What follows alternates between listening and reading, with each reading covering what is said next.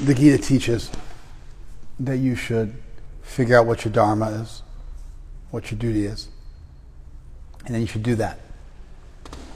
And your sannyas,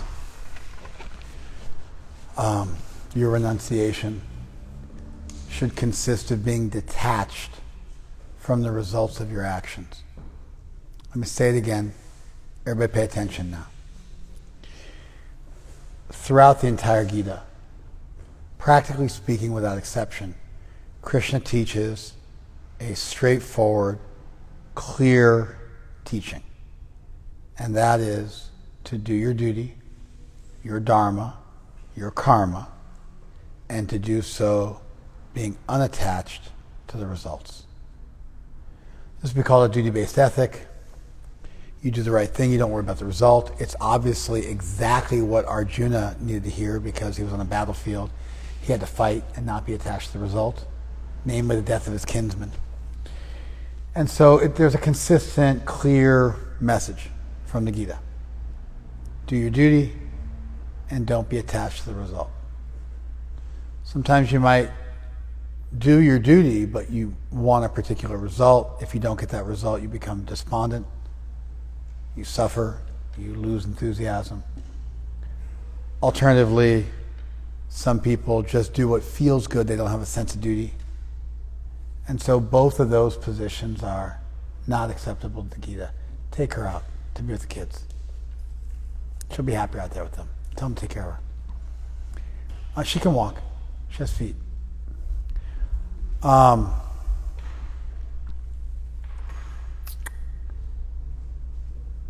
That message is really at odds with sannyas, with tyag, with Jainism, Buddhism, and even within Hinduism, it's at odds with any kind of an ascetic culture, a culture of renunciation. You're told to show up and participate in the world. And your renunciation should consist of being unattached to the results of your actions. But you should show up, do your duty. The Gita is therefore much more favorable to a grihastha versus a brahmachari or sannyasi. It teaches you to have a family. It teaches you to work, etc., etc. This chapter, as far as I can see, stands in contrast to that consistent message of the Gita. And the chapter starts out, we're not going to look at the beginning of the chapter, but the chapter starts out with saying that,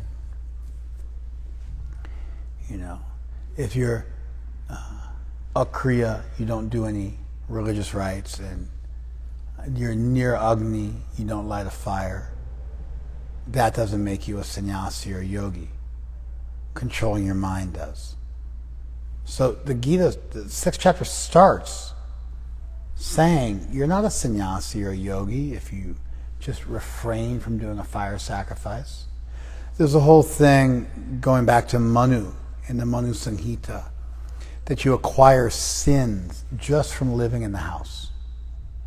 Because you have a fire in your house and you burn insects automatically when you light the fire. And you have a grinding mortar. And automatically when you have the grinding mortar, you're grinding up living entities that might be living in the spices. And you have a broom and you're killing living entities just by using the broom. So just simply by living in a home, you are committing sin, and therefore you must do yagna daily. You have this nitya homa that you have to do. The daily fire sacrifice that was done by brahmanas in their home every day to compensate for the sins that were committed simply by living in this world.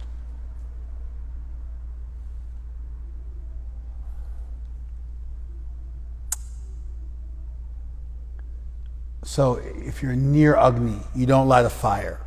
You renounce the world. You give things up. And you're akriya. You don't do your duty. That doesn't make you a sannyasi or a yogi. In fact, it's the renunciation of your desire to enjoy. We can look at the first verse of the Gita in the 6th chapter.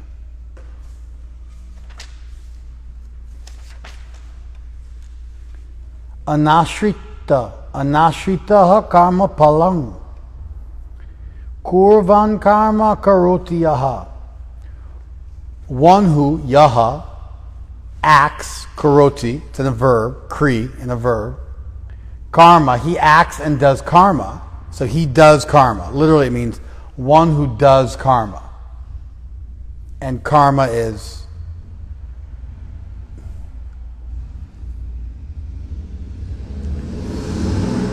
maybe the closest you can get in English to saying this is one who acts by taking action. One who acts with action. Because karoti means does, but it's the same root as, look at your book. Karoti means does, but it's the same root as the word karma. So the word karma means doings. So it's like one who does doings that might be the most literal way you could translate this. One who does doings, karyam, that should be done. One who does doings that should be done, that need to be done. You follow? Because karya means that you're obliged to do, that should be done. So one who acts as obliged, one who does what needs to be done, one who does doings that should be done, one who acts taking actions that need to be acted upon. Like this, it's all using the same word, karyam karma karoti. But despite doing that, doing your duty, anashrita karma palam, you're not attached to the fruits of that action. Sa sannyasi sa yogi cha. He's a sannyasi and a yogi. Sa sannyasi, he is a sannyasi, cha yogi cha, and a yogi. He is also a sannyasi and a yogi. Na nir agnir na cha akriyaha. Not the one who doesn't light a fire, not the one who doesn't do their duty. Sanskrit uses double negatives all the time. Not one who doesn't do their duty. Spanish does too. Spanish uses double negatives too. English doesn't. It's considered a fault in English. But in other languages, it's not a fault. In fact, it tends to emphasize that you really mean it when you say the negative. Right? I don't do that never. That's common to say. But in English, that would be a fault. That means I never don't do that. It means I do it. Just like irregardless means without the lack of regard. So it actually means with regard. Irrespective of regardless means without regard or respect. But irregardless would mean without a lack of regard, which would mean with regard. But Sanskrit's not like that. So, nacha akriyaha, not also one who doesn't do their duty. Okay, so that first verse is totally consistent with what Krishna's been saying the entire Gita. But now we find this section, starting with text 10. Starting with text 10. Yogi yunjita satatam atmanam rahasi stitaha. Yogi yunjitam satata. A yogi must always yoke themselves, must always be yoked. Yunjita, it's the optative, same root, yuj, which is what gives you the root word yoga. So it's just like karoti, karma karoti, karyan karma karoti, one who does the doings that need to be done, using the same root over and over again, like we just read in the last verse. So this is also yoga yunjita. The yogi should be yoked. The yogi should be yogad. Satatam, always.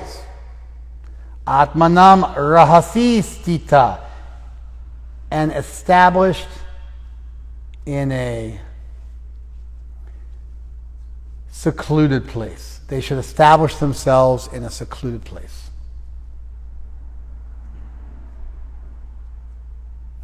The yogi should always yoga himself. It's actually yogi yunjita satatam atmanam. The yogi should always yoga himself. Rahasistita. And he should be in a secluded place. He should live in a secluded place. Ekaki yata chitatma. He should be one whose self, whose consciousness, he should be a person of controlled consciousness, remaining alone. Ekaki also means alone.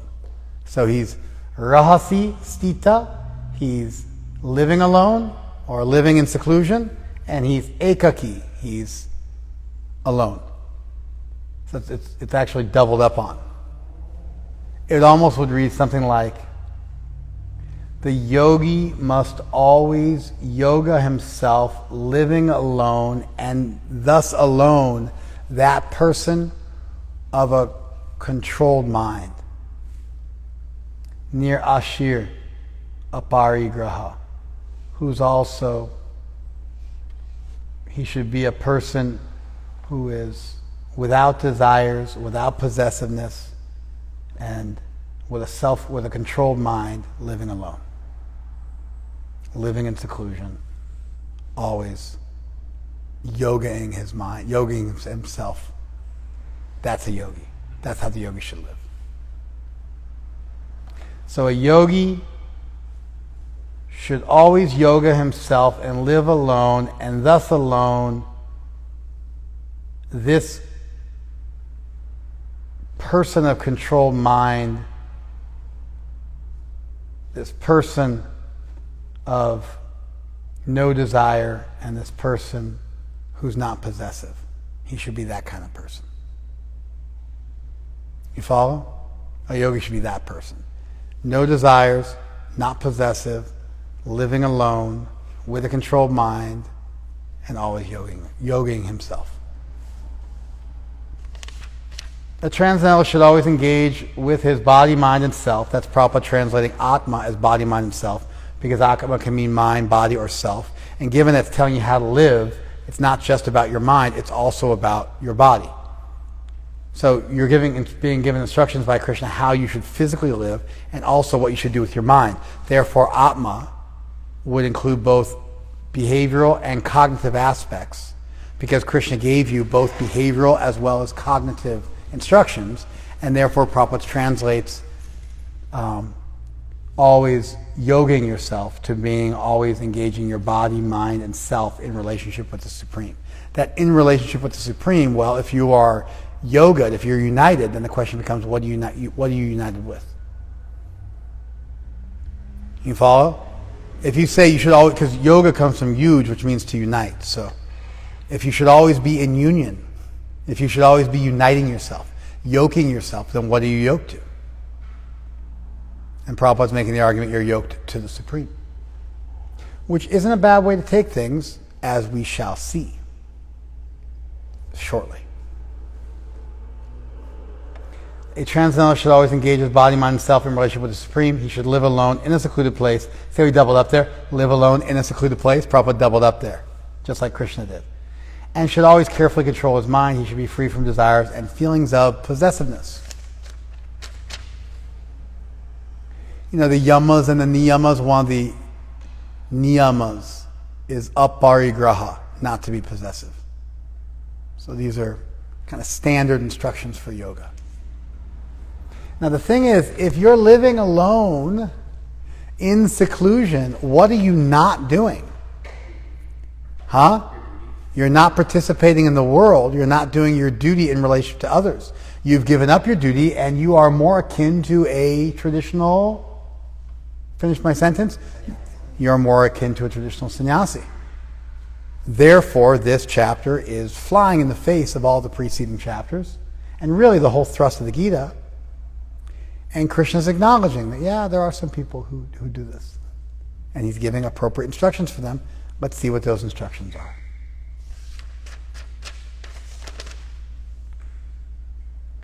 Shuchau deshe paristapya. Shuchau deshe paristapya. Establishing oneself in a clean place. You know, we say, I got to get suchi. Suchi isn't the right word. It's shuchi. Shuchi is a name for a brahmana. Same word. Shaucham. Shuchau. Cleanliness from shuch. And so, shuchau deshe. In a clean place. Brahmins are called shuchi. And what's the opposite of shuchi?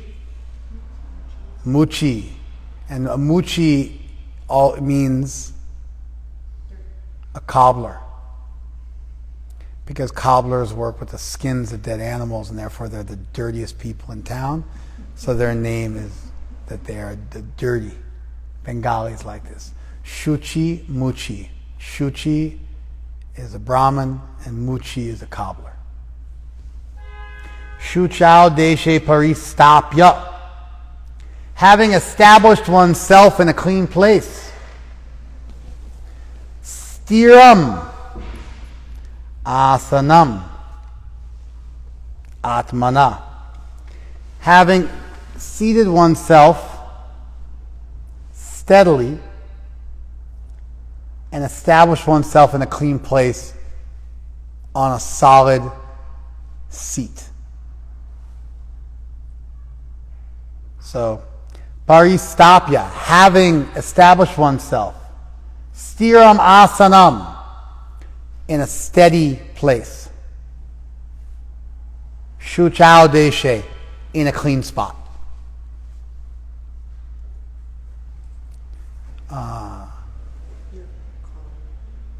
calling you? Sorry.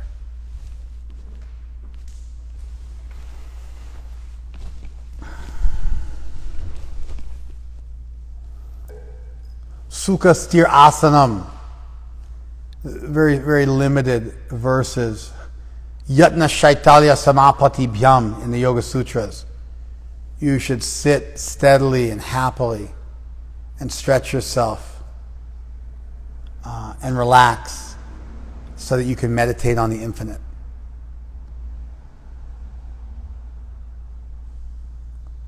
Sukham sthirasanam. Happily, steadily sit. Yatna, stretching. Shaitalya, relaxing. Samapati bhyam, absorbed in the absolute.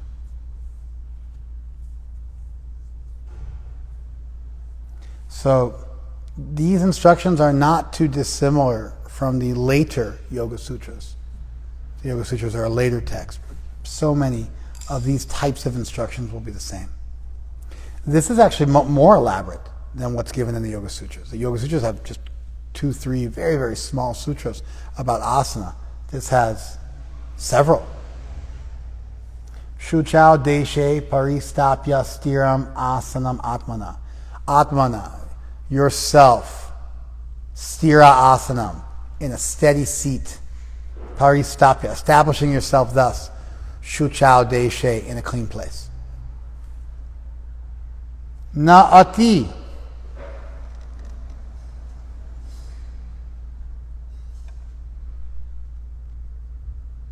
Utritam. Nati nicham.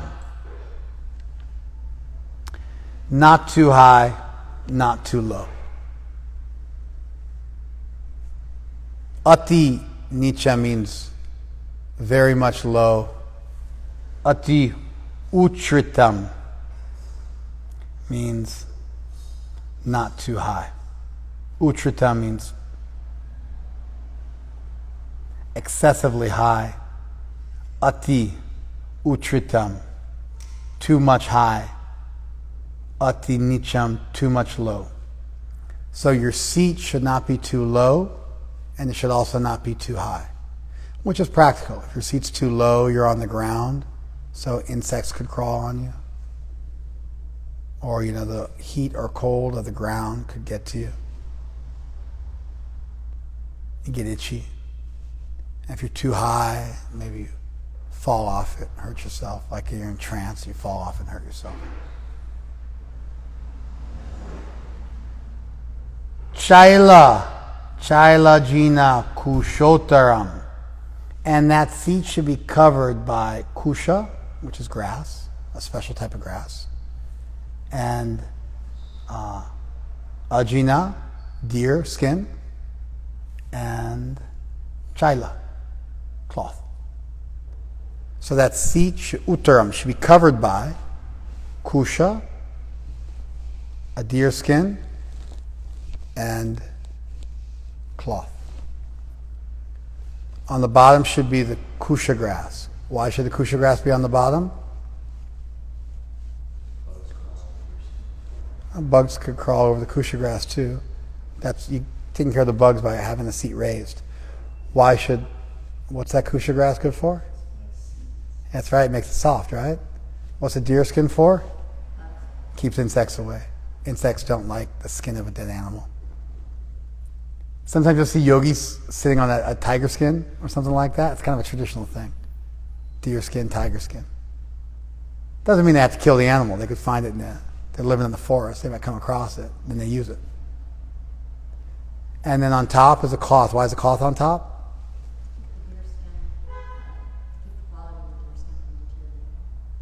That's one thought, to keep the quality of the deer skin from deteriorating. I have a better one, huh? Yeah, so you're not touching the dirty skin of a dead animal. You're like that person who's got plastic on their couch, so they keep the quality up. No, it's because you want to be clean. So you have the clean cloth on top, so you can wash that cloth. You're not directly in contact with the deer skin. It's practical. Again, were you listening on the way down? Again, this is very different than what we've been taught so far. A lot of attention being given to the kind of seat you sit on, where you live, that you're alone. This is very sannyasi. It's very not grihasta. It's very sannyasi, isn't it?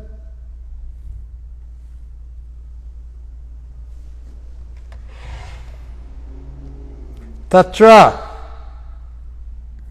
ekagram mana kritva. And there, in that place, ekagram mana kritva, having made, kritva is past participle, same kri. So, kritva, having made, having done, mana ekagram, having made your mind one-pointed. Having focused your mind on one point. Having made your mind one-pointed. Patanjali in the Yoga Sutras mentions that you can think of anything. Anything will do for focusing your mind on one thing and not becoming distracted. He mentions if you make that one thing Ishwar, God, then God will bless you and help you. So if you have to focus on one thing, and if you focus on Ishwar, then Ishwar will reciprocate with you and help you. So you can focus on anything, and anything will do. You can focus on the strap of the mridanga or anything. Tip of your nose, anything. But if you focus on God, Ishwar, then Ishwar will assist you through grace, and that will make your practice and your samadhi much more likely. Actually, it'll guarantee it.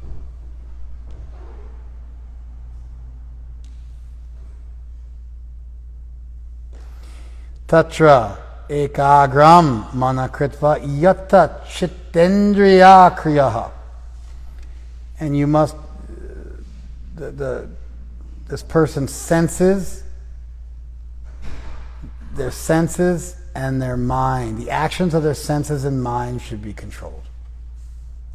Yatta should be subdued or controlled.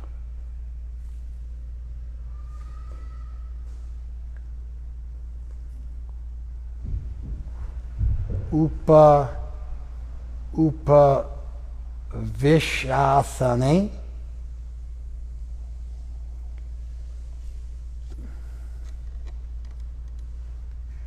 Yunjat.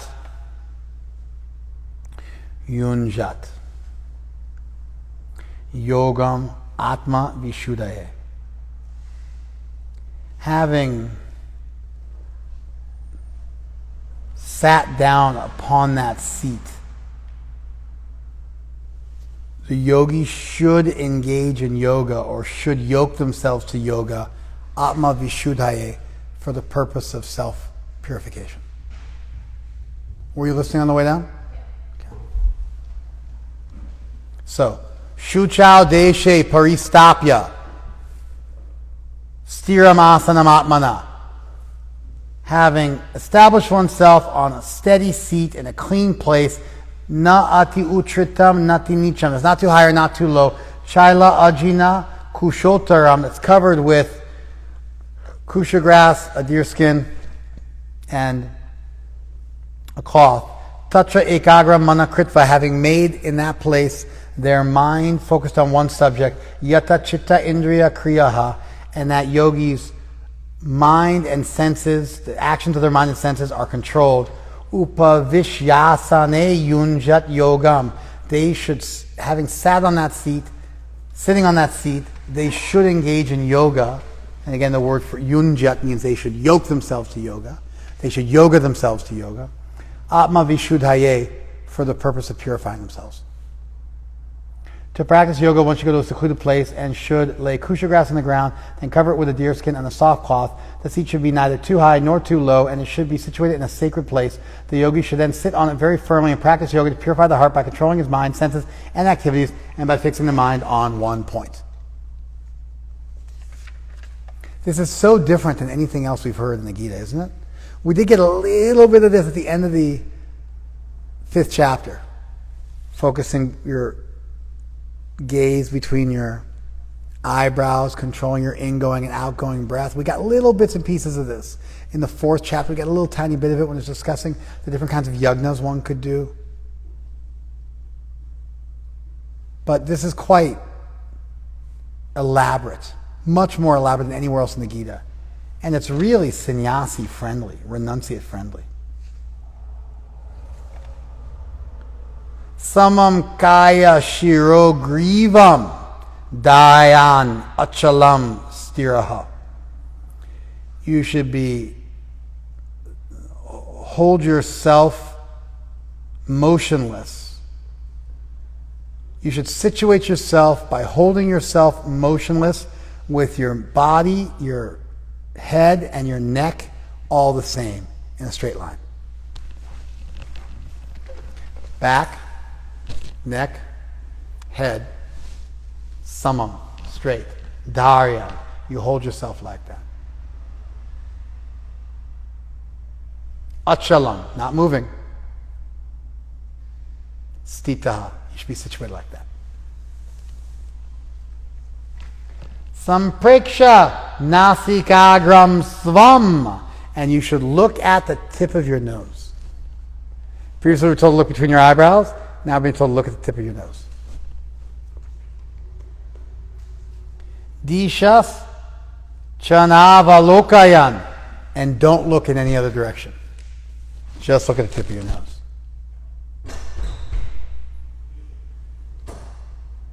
Prasantatma vigatabhi brahmachari brate stita. You should be situated in the vow of a brahmachari, celibate. Your fear should be gone, vigatabhi, and prasantatma, and you should make yourself peaceful.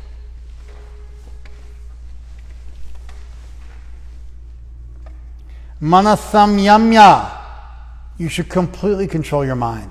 Now, samyamya is mentioned in the Yoga Sutras when you do the last 3 practices of the Ashta Angas, Dharana, Dhyan, and Samadhi all together. That triple practice of Dharana, Dhyan, and Samadhi all together is called samyama. Samyamya mana, you should completely control the mind. Mat chitta, and think of me. Remember earlier when Prabhupada said you should, first verse, and I said he added that in? I said, but it wasn't pita, thinking of me. It's directly stated, thinking of me. So now Prabhupada's prior statement, 3 verses ago, where Prabhupada said, oh, this means to link yourself to the Supreme. It's supported here. Thinking of me. Mat chitta, thinking of me. Yukta asita mat padaha, and sitting, yoked, with me as the highest object. Mat padaha means dedicated to me. Asita, just like asana means seat, it's a noun. Asita means seated. Sitting. Asita would mean sitting. Sitting. Yukta, yoga. Mat padaha, with me as the highest object. With me dedicated to me. So Krishna just now has taken the sannyasi-esque, renunciate, forest-dwelling, ascetic, monastic practice of yoga, and he's now linked it directly to thinking about him and making him the goal of your life. That those yogis who are out in the forest doing their dispassionate, renounced meditation are still thinking of Krishna. In fact, he wrote this Yukta Asita Matpada in the 2nd chapter. It came up in the 2nd chapter. So it's not that it hasn't shown up previously. This quatrain, Yukta Asita Matpadaha, was in the 2nd chapter as well. And we find it here again. What's interesting here is that, it should be extremely clear to you what I'm going to say. What's interesting?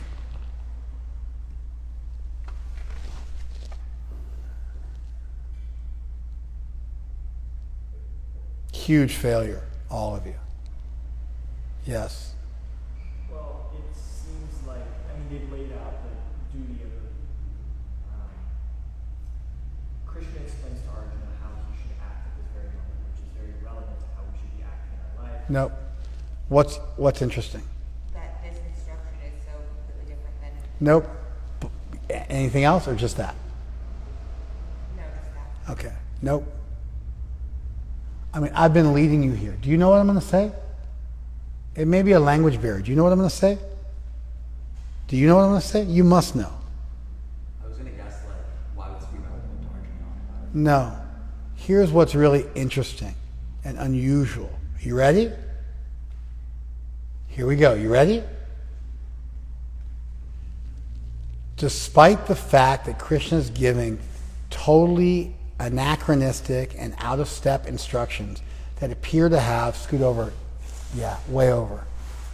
Thank you. Despite the fact that Krishna is giving really distinct instructions that have a little bit more because you're blocking him now. It's cool. We're good. You're perfect right there. I want to be able to see you too. It's good. All right. Despite the fact that Krishna is giving really distinct instructions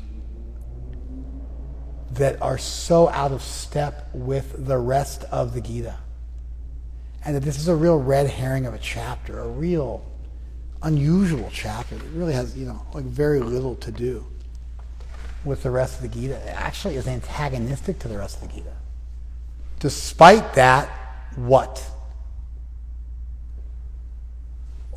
Can you answer? He includes it. No. He still links it back to how it relates to coming close to him. He still instructs Arjuna to engage in bhakti by telling him, think of me and make me the goal of your life.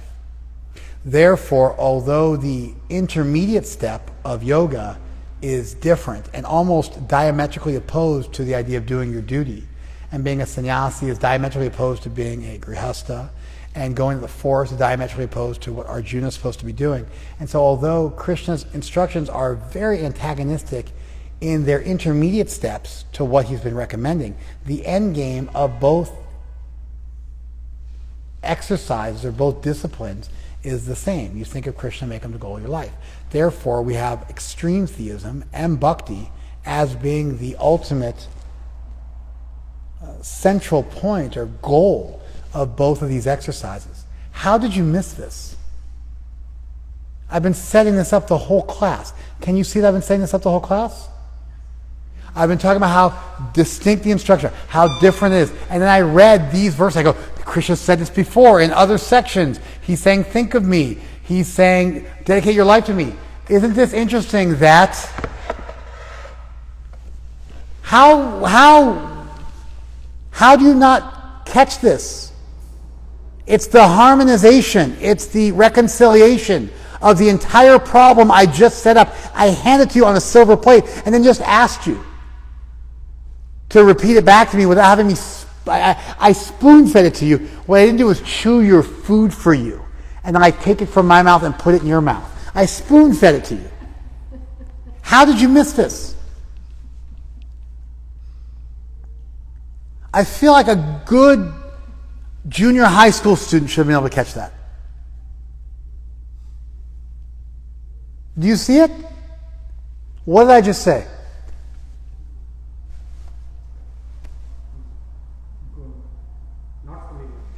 Do you understand what I just said? What did I just say? I'm looking at you because you're Deshis. You should understand this. I took the trouble to go through the verses for you in detail. You should recognize many of the words. What did I just teach? The teaching was like this chapter also, like, in the end, connecting to the Krishna. Like, that is what the final point. Okay, that's the second point. What was the first point? First point also that in the second chapter. No. This is the second point. That it still leads to Krishna. What's the first point? You, sir. You guys are killing me. I'm feeling super depressed. What's the first point? Hey, Pranab, what's the first point? There's intermediary steps to get there, and that's different from the initial teaching. Is it just different? Let me say it for you again. Please listen carefully. I'm speaking in extremely clear language. This chapter teaches something which is practically the opposite of what Krishna taught the whole Gita.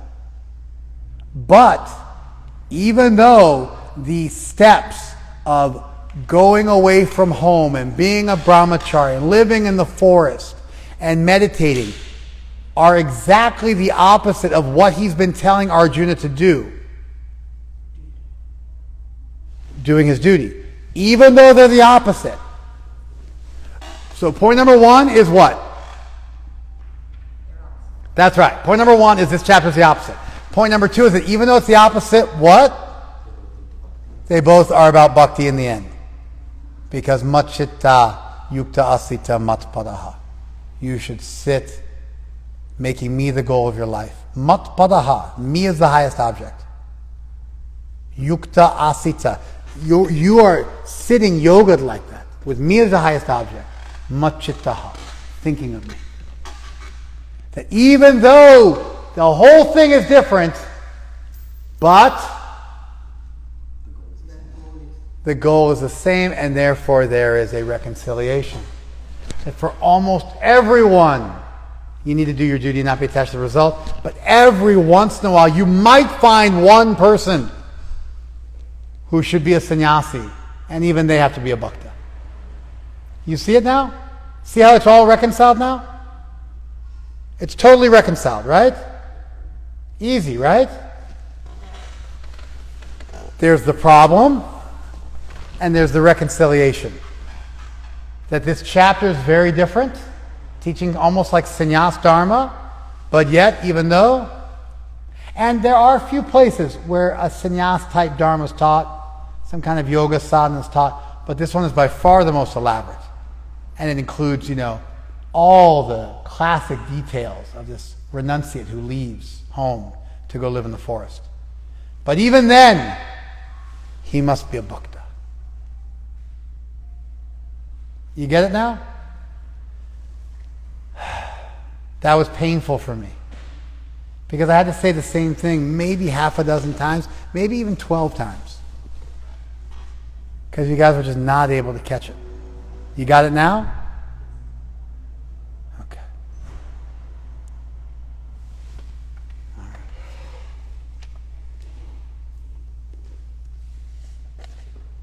One should sit, one should hold one's body, neck, and head erect in a straight line and stare steadily at the tip of the nose.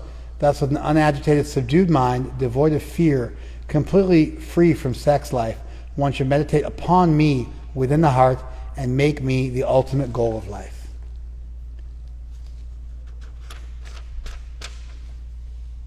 Were you listening on the way down?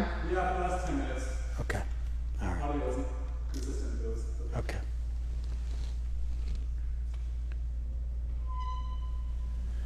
Yunjan evam sadatmanam yogi niyata manasaha.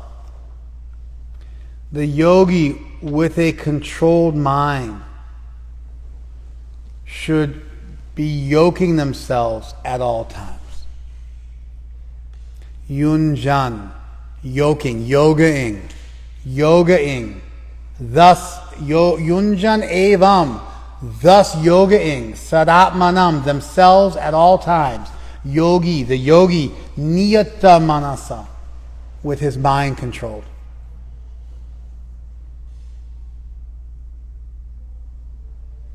Shanti nirvana padamam mat sangstam adhigachati. Adhigachati, he goes. Shantim, to peace. Paramam, nirvanam paramam, to the supreme nirvana. Mat sangstam, standing together with me.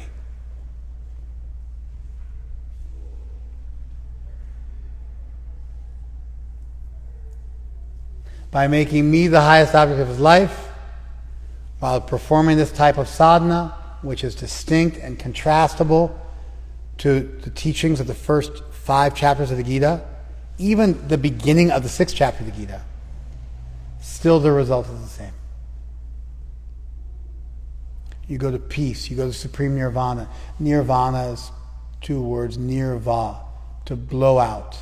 It's a word which is very popular within Buddhism, although it's a Sanskrit term. It became popularized within Buddhism.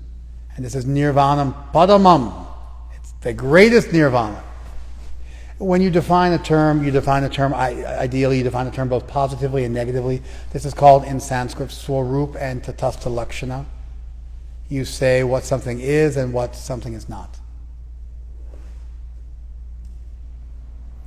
So we also say in English via positiva and via negativa. Sometimes in Upanishadic Sanskrit it's called neti neti, not this. But the really correct terms in Western philosophical thought are cataphatic and apophatic theology. Cataphatic and apophatic. You say that God exists, and then you say that God does not exist. Now, if you say God does not exist, to most people, they think you're an atheist. But theologians will sometimes say God does not exist because you exist as a contingent being dependent on higher reality, and therefore your existence could or could not be there. You could or could not exist. Your existence depends on other factors, namely your parents getting together and copulating, and then therefore they create you. And so if your parents did not procreate, then you would not exist. Therefore you exist as a contingent reality, not as an absolute necessary reality. You follow? But God does not exist like that as a contingent possibility, dependent on some higher principle. Therefore, you can say God does not exist, and what you mean is God does not exist like you exist. Don't start to saddle God with your mundane concepts about yourself, because God is beyond many of your mundane concepts. Then an apophatic theologian will go further and say God does not exist. Don't think that just because he doesn't exist like you, he doesn't exist at all. You follow? Just like you could exist or not exist, God does not exist like you could not exist. God does not exist in the sense that he's a necessary being, not a contingent being, and therefore must always exist at all times. And in this way, by describing things both via positiva and via negativa, saying what something is and saying what something is not, defining its swarup lakshana, its primary characteristics, and also its tatastha lakshana, how it's distinct from other points that might seem similar, but they're not exactly the same, you arrive at a very, very systematic definition. So Krishna says, you go to Shantim, you go to peace. And you also go to Nirvanam Padamam Adhigachati. You go to this supreme nirvana. That's a negative term. Positive term, peace. Negative term, Nirvanam Padamam. But it's not just nirvana. It's Nirvanam Padamam. It means the supreme nirvana. So it's not even like it's just what the Baudas are conceiving of. The Baudas is the Sanskrit term for Buddhists. What the Baudas are conceiving of as nirvana. It's Nirvanam Padamam. Mat Sangstam. Literally standing together with me. You stand together with me. And therefore there's a devotional element at the end. You follow this? So again, just like there's a devotional element at the end of the practice, mat chitta. What does mat chitta mean? Think of me.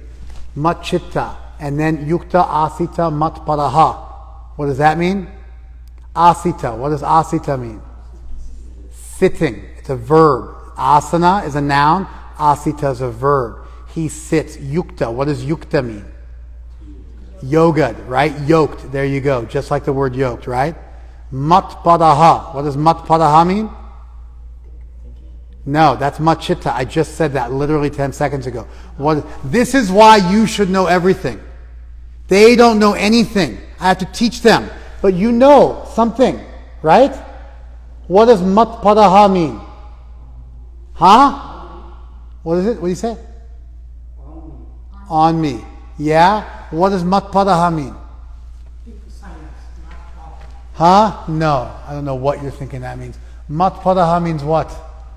What does mat padaha mean? I was going to say my feet, that's pada, so it's different. You guys are killing me.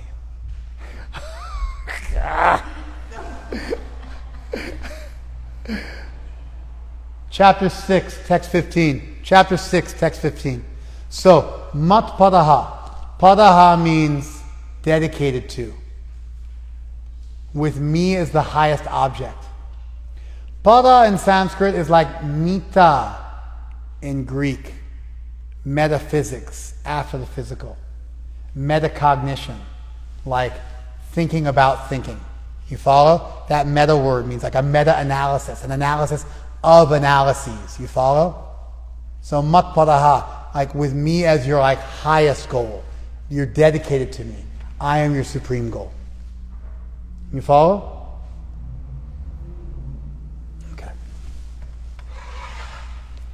Thus, practicing constant control of the mind, body, mind, and activities, the mystic transcendentalist, his mind regulated, attains to the kingdom of God or the abode of Krishna by cessation of material existence. You see how Prabhupada captures the positive and negative statement in the verse? Attains to the kingdom of God by cessation of material existence. Let's go with this, and attains that.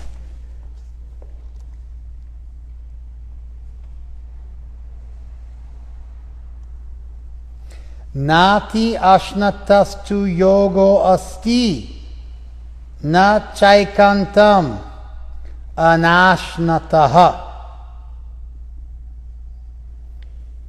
But yoga is not too much eating. Nor is it exclusively not eating. But yoga is not too much eating, nor is it exclusively not eating. Yoga asti, yoga is not. Tu yoga asti, but yoga is not ati ashnatas, not too much eating. Cha aikantam anashnataha, nor is it ekantam, exclusively anashnataha, not eating. What does that mean?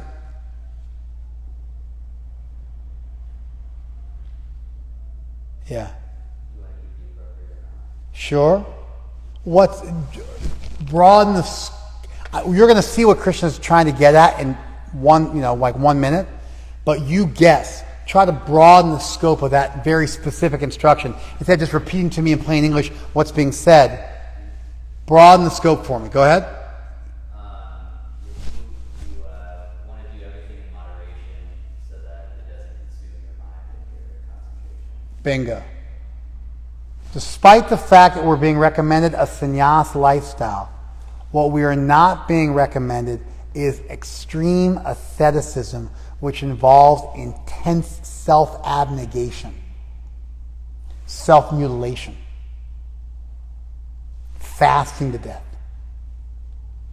These types of traditions in India, on the Indic landscape, and even they have some Western corollaries, although everybody's such a materialist now, nobody gets into this extreme self-abnegation.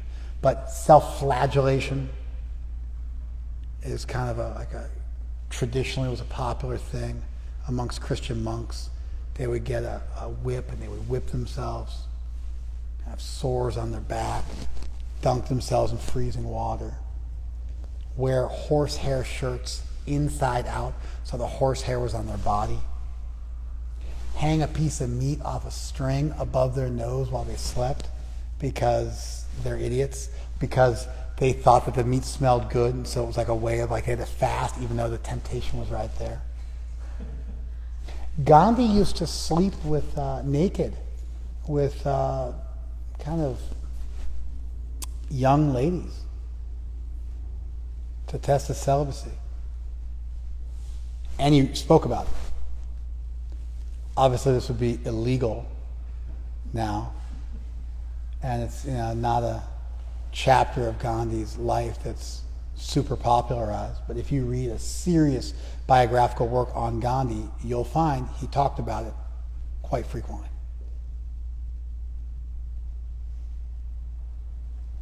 He had some young female unmarried assistants, and he would sleep in the same bed with them to test his brahmacharya.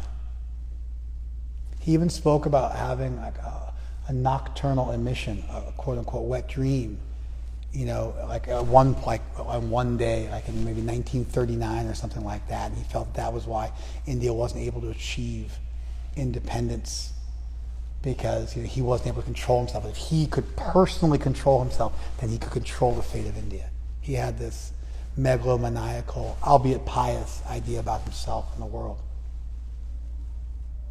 Crazy, right? Google it. I'm not like, this is just mainstream, serious Gandhian scholarship. This isn't obscure. He himself spoke about this. So that self-abnegation thing, it's popular in India. And it's also, it's fallen out of favor in the rest of the world, but it does exist.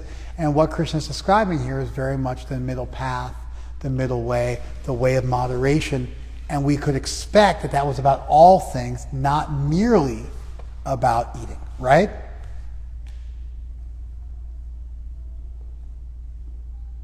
In English you'll say, you should practice moderation in all things. You'll make a very generic statement, and then you'll maybe give some specific examples.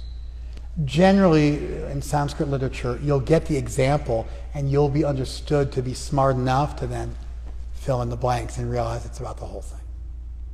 But they'll usually start with a specific example. So you have to resist the temptation of reading something the way our Western trained mind is used to reading things in English, where we get the broadest example first and then we work down. Just like in English we say cause and effect.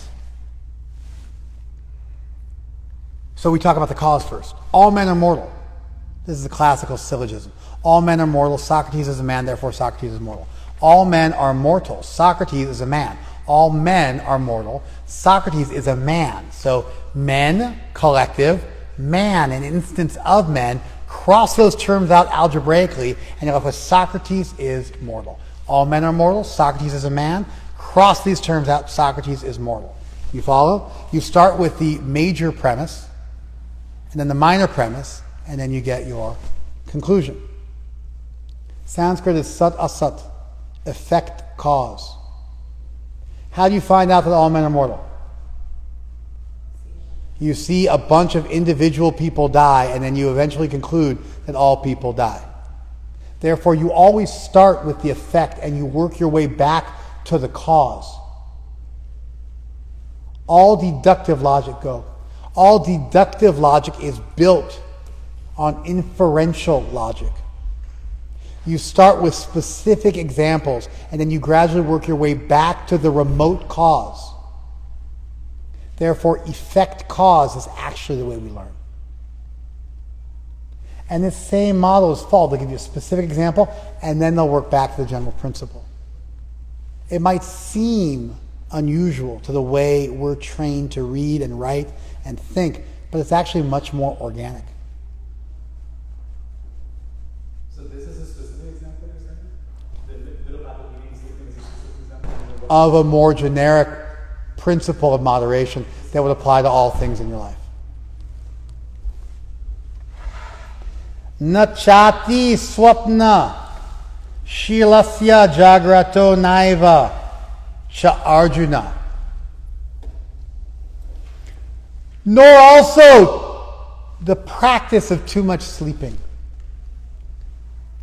Na ati swapna shilasya, nor the behavior or practice of too much sleeping. Jagrato naiva, nor of too much wakefulness. So don't sleep too much and don't sleep too little. That's also not yoga. Yoga is not that eating too much or eating too little. Yoga is not that sleeping too much or sleeping too little. So he gave you another example. And now we're clear. It's like a path of moderation because he's mentioned 2 items. You follow?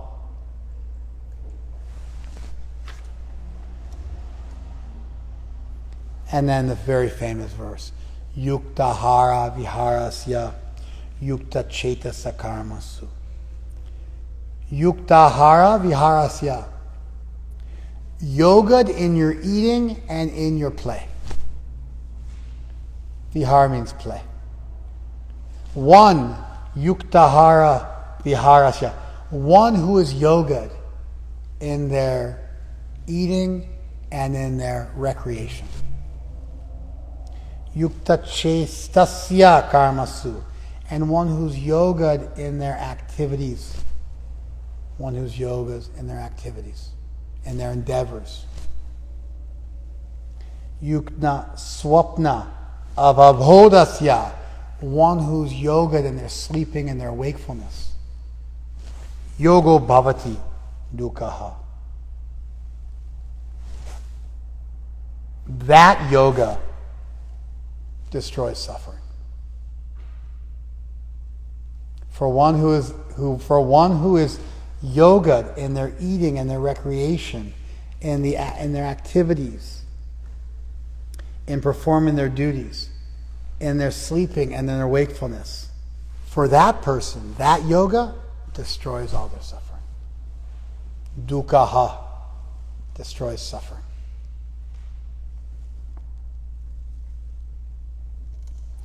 He who has regulated his habits of eating, sleeping, recreation, and work can mitigate all material pains by practicing the yoga system.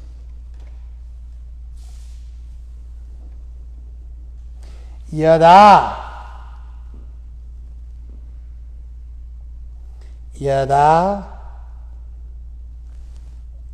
viniyatam chittam atmani eva vatishtate nispriha sarvakamebhyo yukta iti uchate tada. Yada tada. When this, then that. If this, then that. We have a conditional sentence. If this, then this. See how the sentence starts with yada and ends with tada? That means you're dealing with a conditional sentence, an if-then sentence. When be niyatam chittam, when your mind is really controlled. Niyatam means controlled. It's kind of controlled. Niyata's already. Yata means controlled. Niyata means it's controlled down, it's locked down. Viniyata means it's completely locked down. There's 2 modifiers, 2 prefixes. Viniyata. Niyata already means curbed down or controlled down or locked down. Viniyata means really strongly. Yada viniyatam chittam Atmani evavatishtate. And you are situated in the self. You become situated in the self. Atmani means in the self. You've turned inwards. You're looking at the tip of your nose, looking in between your eyebrows. You're not looking outside in all the different directions, trying to enjoy the world. You've turned your consciousness inward. Atmani avatishtate. You've situated yourself in yourself. Nispriha sarvakamebhyo. And you are devoid of desire, yukta sarvakamebhyo, and you're yoga in all of your, you're not, nispriya means not elated. And sarvakamebhyo yukta, you're yoga in all of your desires. Yukta iti uchate. At that time, you are said to be yogad. At that time, you're said to be yogad. Now, this is not dissimilar from many instructions we've gotten thus far in the Gita about curbing your mind. It's very similar to stuff that we've heard about in the 3rd, 4th, 5th chapter. Even the 2nd chapter. Why have we heard all of these instructions about controlling the mind previously? Although we have not heard all of the instructions about going to the forest and sitting on a deer skin in the forest yet. Why are these instructions the same as what we've heard already? Yes? Because when you're engaging with the world, you still need to control your mind. Bingo. Because Krishna's teaching of doing your duty but having a controlled mind and not being attached to the results, that's the same whether you're living in the forest or you're on the battlefield. Therefore, these instructions have already been given. The difference is in those preliminary, intermediate steps where you're going to the forest like a sannyasi. But in terms of the mental game, it's the same. And what else is the same? There's one other game that's the same. The mental game of controlling your mind is the same. What's the other game that's the same? Physically controlling yourself. No, that was our... Yeah, that's true also. Fair enough. What's yes? Yoking yourself to Krishna. Thinking of Krishna. Being devoted to Krishna. That's also the same. So the end game is the same, and the mental game is the same. And at least you're right. Being self-controlled and not being an enjoyer and a sensualist. A sensualist is also the same. You're correct in that. I stand corrected. That's also another similarity. But these verses seem very similar, don't they? To things we've already heard. When the yogi, by practice of yoga, disciplines his mental activities, becomes situated in transcendence, devoid of all material desires, he is said to be well established in yoga. Then he's yukta, he's yogad.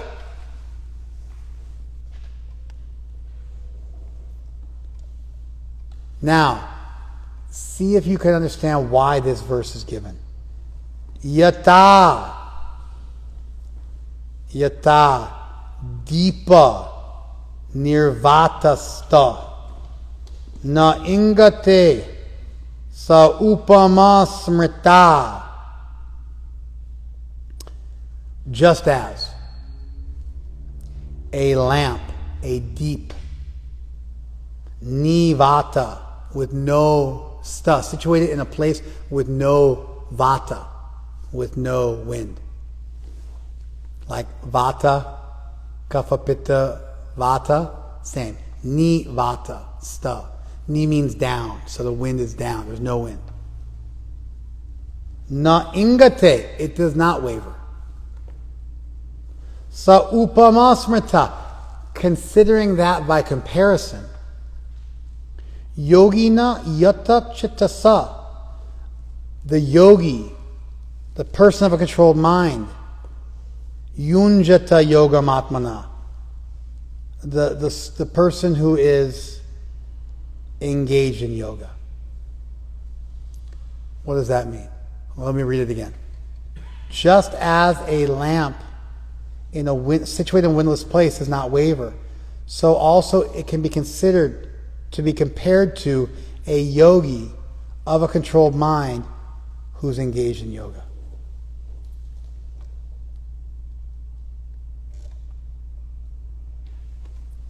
What does that verse mean, and why is it located here? Yes. The person acting in the world and the person renouncing the world. No, I'm trying to get too fancy. Yes. It's an analogy. It's describing what it looks like. Perfect. Why is the analogy being given? Okay, that's fine, but that doesn't answer either one of my questions. You are correct, it's an analogy. Now my question again is, why are we getting an analogy now? A. And what exactly is being analogously referred to? B. Go. Well, after all those verses about what it looks like to be a yogi and how to operate, and how focused the mind is as a yogi, it's now describing it and giving some more context. Okay, that's okay. I'm going to say, does anyone want to say it better than my man? Who wants to say it better than him? You gave all the micro examples earlier and now the macro example. Yeah, not bad. Interesting. Here's my read. So he's saying micro examples are given, now a macro example is given. I'm saying Krishna started by giving us a couple of things, then he broadened it, very macrocosmic, and described it to us in fully abstract terms. And now he's giving us a practical example because he's gotten broad enough and abstract enough where bringing it back with a practical example is now useful. So what we have is we have a sat effect, kind of specifics, into a cause, very abstract, very universal, difficult to wrap your head around. The mind completely controlled, and all of one's desires yoked, and this and that. It's like very, very, this is the most broad and the most abstract, and then Krishna anchors us on the back end with another example, a practical analogy that you can relate to. You see it? So it wasn't just that he moved from a couple of specifics to a more generic example. No. He moved from some specific practices to discussing things in very broad terms, and then he anchors us on the back end to another example. And analogies are always given after philosophical points are made, because the only reason to give an analogy first is if you're too dumb to make your philosophical point. Let me say that again. The only reason anybody ever gives an analogy first is if they are too stupid to make their philosophical point. And so what they do is they give the analogy which kind of half makes their point, which spares them from having to work through and learn, for having to work through and speak clearly about what they're trying to communicate. It spares them that. And they give an analogy, like a lamp in a windowless place, and then you're left to be the pundit who figures out what that means. But if you're going to use analogies properly, you have to explain the point you want to explain, and then you give the analogy on the back, and it's called Shaka Chandra Nyaya, the logic of the moon through the branches. Shaka means branch, Chandra means moon, Nyaya, the logic of the moon through the branches. Where's the moon? Oh, it's up in the sky, like, northeast quadrant, 14 degrees above the horizon line. I'm like, what do you even mean? I'm like, you see that tree over there? They're like, yeah, look between the branches of that tree. I'm like, oh, there it is. The moon's not between the branches of the tree. You're between the branches of the tree. You know that reference point. You can then use that to springboard and see something else. Shaka, Chandra, Nyaya. Analogies are given to assist someone who has a hard time understanding the actual point you're making. However, you must make the actual point, because otherwise the analogy becomes too open-ended and people can twist almost anything out of it, A, and they won't be directed by you. And usually the only reason why people speak with analogies first is because they don't actually understand the subject matter well enough to make their point comprehensively in an abstract way. So good philosophy is a couple specific examples building up to an abstract point, illustrated by an analogy. You follow? Now Krishna said this yogi, their mind is completely controlled, right? All their desires are yoked. They're situated in the self. They've turned within. They're regulated in all their activities, right? And they are just like a flame in a windless place. The mind flickers and vacillates. But by the yogi controlling their mental space and their physical space, they're able to create a situation in the world where their consciousness can remain focused.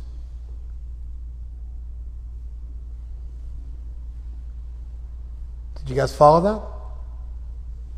And eventually it remains focused, even amidst tribulation, as we shall see.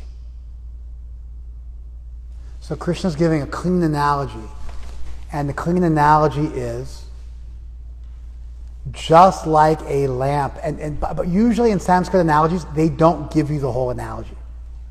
They assume a certain degree of literacy on the part of their reader, and they give you half of the analogy, and then say, so also with this. With the understanding, you'll be able to figure it out.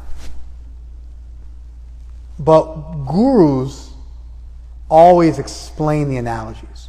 In text, they're given like this. But always in the commentatorial tradition, you'll find it explained elaborately.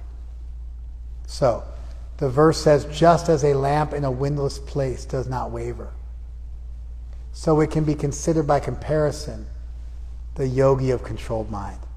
That his mind is the lamp, and it does not waver because he's controlled it, just like you control a space in a room and there's no wind, and therefore the lamp, which would normally flicker. It's a beautiful example. They normally flicker or go out, and it's hard to maintain that. But if you get a quiet room, a still room, that flame burns brightly and cleanly and steadily, like the mind of the self-controlled sage.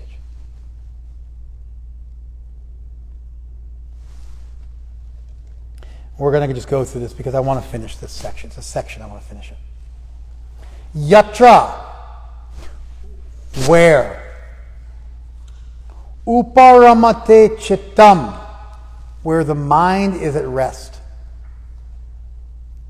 Uparamate chittam. Yoga's chitta vritti nirodha. Chitta, nirodha, curbed mind. Uparamate chittam, the mind is quieted. Nirudham, it's been restrained. Nirodha, nirudham, and it's restrained. Yoga sevaya, by practice of yoga. Seva here means practice. Yoga sevaya, by the practice of yoga, it's been curbed and the mind has become quieted. Where that happens, yatra. Yatra, whereupon chaivatmanatmanam pashyanatmani tushyati, whereupon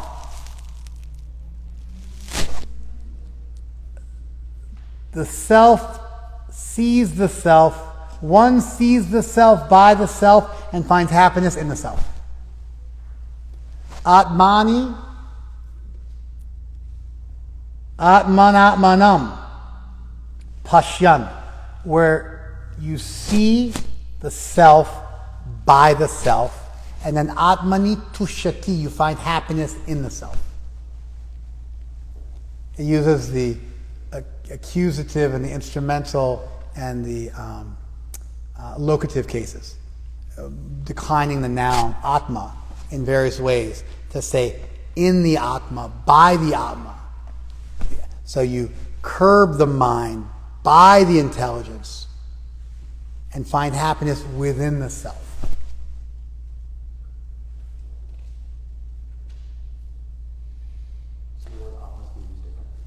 Well, it actually works just fine. You see the self by the self and find happiness in the self. Does that work? It works perfectly fine. Atma is a simple reflective pronoun referring to oneself. So you see the self by the self in the self. It also can be self with a capital. So you see oneself with oneself and find happiness within yourself. That would work totally fine.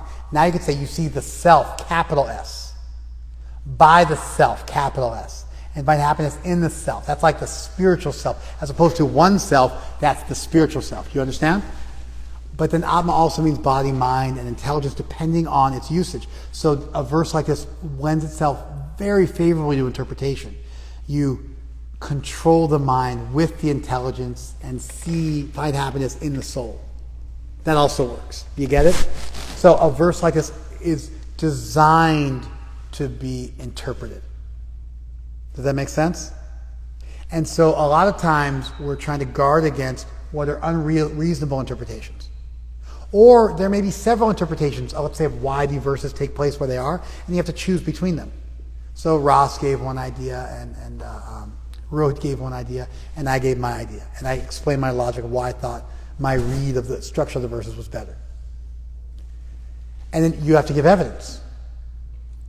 And then sometimes you find a verse where it's broad enough, where it's designed to be played with a little bit. Does that make sense? And so I gave one read, but you could easily say self as well. But the word Atma is famous for being used like this. Sukha madyantikam yattat buddhigrahyam ati indriyam. And then that supreme happiness which is grasped by buddhi beyond the senses, which is grasped by your consciousness beyond the senses. It's interesting because if it's grasped by your buddhi generally is linked to your senses, so this could almost be using the word buddhi to meaning something spiritual. Buddhi grahyam, it's grasped by the buddhi. Ati indriyam, beyond the senses. Sukham atyantikam, we're supposed to be equipoised in happiness to stress. We're supposed to not care. Sukham dukham samakritva. You're supposed to be the same, whether happiness or distress. But here it's sukham atyantikam. It's absolute happiness. It's spiritual happiness. So even though the word buddhi grahyam, grasped with the intelligence, is being used, you're almost tempted to say, no, this means by the self. Because you're finding happiness in the self. It's beyond buddhi. The term buddhi is being used, what it really means is grasped by the soul. You could easily say that. You follow? So where that happens, so where your mind has become peaceful, where you've restrained your mind by the practice of yoga, where you have seen the self by the self and found happiness in the self, where you have absolute happiness, you found that which goes beyond anything that the material world can offer. Veti yatra nachayvayam stitas chalati tatpataha. And where knowing this, you never depart from the truth. You never move from the truth. Do you see the difference between this and the last verse? In the last verse, it was a flame in a windless place. But then you would think to yourself, but that flame could very easily catch a wind. But here, it's not like that. You're not moved you're not moved ever. You're not moved from the truth. Na chalati tatvata. You're never moved from the truth. Chalo, let's go. From chal, means to move. Na chalati. He doesn't move. Tatvata, from the truth. Veti yatra evayam. Once you know this, in a situation where you know this yoga, you never move from the truth. Yam budva chaparam labham manyate nadikam tata. And having achieved this, yam labdva, having achieved this, na cha aparam labham manyate nadikam tata. You don't think there is anything greater to be achieved. Nadikam, not greater. Manyate, you think. Chapare labham. You don't think. Chaparam labham. You don't think there's anything higher to be achieved. You've achieved something. Imagine a situation where you've got something and there's nothing left for you to get. You're happy, you're satisfied. You feel, I have found something I wouldn't trade for the world. I found the most valuable thing. I wouldn't give this up for anything else. I know something that's true and I'm never going to leave that truth. Now I'm different than the lamp. You follow? Yasmin stita nadukena gurunapi vichalyate. And even in the most disturbing vichalyate, gurunapi nadukena, even in the most distressful, difficult circumstances, you do not move. Yasmin stita, situated in that state. Dukena gurunapi, even in great suffering, navichalyate, you won't move. Nothing the world can throw at you will take you away from this. Practically speaking, because, we're a devotional path. And so although we've been given a ladder here for how to climb up to the stage of yoga, that idea of taking shelter of Krishna, of thinking of Krishna, of making Krishna the goal of your life is there. Just think about it. Maybe you're not there yet, but just think about it. Think about a devotee. They've been a devotee for 20, 30, 40 years. And if they have to die, they can die. It's okay. They found Krishna. They wouldn't give it up for anything. They're happy. They found the tradition. Maybe they even had some ecstatic spiritual experiences. They found the tradition. They found Vaishnavas. They found the holy name.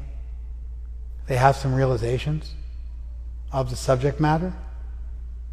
And nothing the material world is going to throw at them is going to break them down and move them from their goal. Hell can freeze over, heaven can burn. It doesn't matter. They're fixed. This is who they are. This is their path.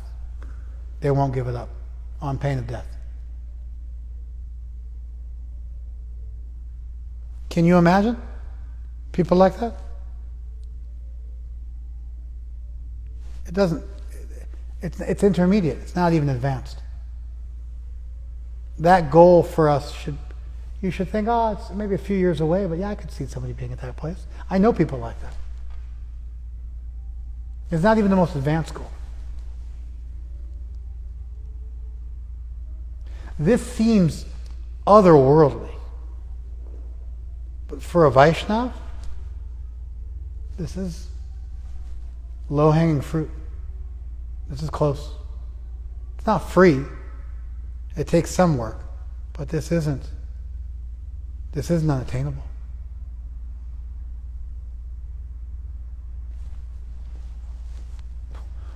What else should we spend our lives pursuing?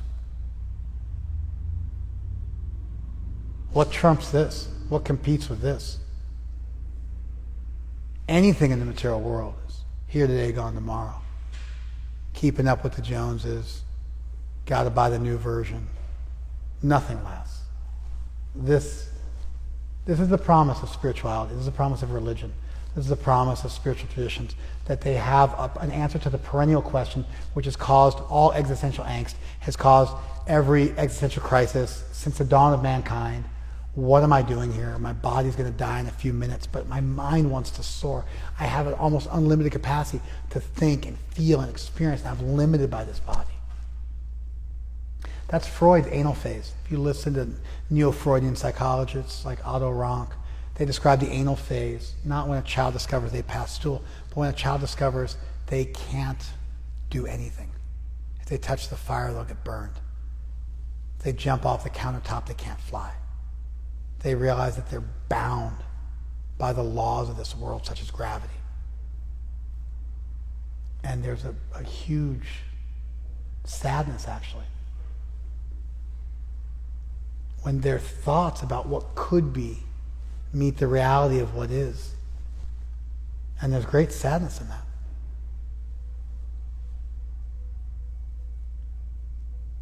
This is an answer to that primordial question. Tam vidya dukkha samyoga viyogam yoga samgitam. Know that unyogaing of your yoga to suffering is called yoga. Dukkha samyoga viyogam yoga samgitam. Tam vidyat. Know that. What? Dukkha samyoga. Your yoga to suffering, viyogam. Your unyogaing of your yoga to suffering, yoga samgitam. That's known as yoga. Again, that negative definition along with the positive definition. And Krishna's trying to paint a picture for us and excite us about this. And this stands in contrast to the lamp in a windless place. It's much more deep than that. And so the analogy suffices to give us something, but eventually Krishna's teaching something which goes beyond that mere analogy. And then we'll read the translation. In the stage of perfection, called trance or samadhi, one's mind is completely restrained from material mental activities by practice of yoga. This perfection is characterized by one's ability to see the self by the pure mind and to relish and rejoice in the self. See how self is capitalized and he throws in mind? See? So Prabhupada's also doing the same thing. In that pious state, one is situated in boundless transcendental happiness, realized through transcendental senses. See that he's going with that for buddhi, right? It's transcendental. Established thus, one never departs from the truth, and upon gaining this, he thinks there's no greater gain. Being situated in such a position, one is never shaken, even in the midst of the greatest difficulty. This indeed is actual freedom from all miseries arising from material contact. Thank you. Give me some feedback, guys.